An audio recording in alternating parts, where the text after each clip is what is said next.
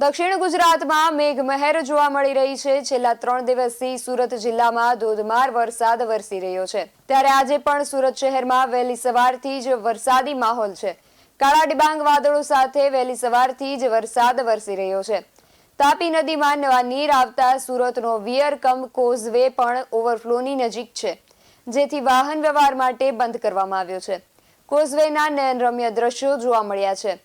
તો બીજી તરફ સવારથી જ એકધારો વરસાદ વરસતા શહેરના અનેક વિસ્તારોમાં પાણી ભરાયા છે, જેને લઈ શાળાએ જતા વિદ્યાર્થીઓ વધુ પરેશાન થયા હતા। સુરત શહેર સહિત જિલ્લામાં જોરદાર વરસાદ વરસી રહ્યો છે। સુરત શહેરના ઉપરવાસના જિલ્લા, તાલુકા અને ગામોમાં સતત વરસેલા વરસાદને લઈ સુરતમાંથી પસાર થઈ રહેલી ખાડીઓના જળસ્તર વધ્યા છે।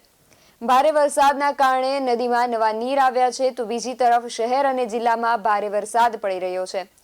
ભારે વરસાદના કારણે સુરતનો વિયરકમ કોઝવે સિઝનના પહેલા જ વરસાદમાં ઓવરફ્લો થયો છે। કોઝવેની ભયજનક સપાટી 6 મીટર છે।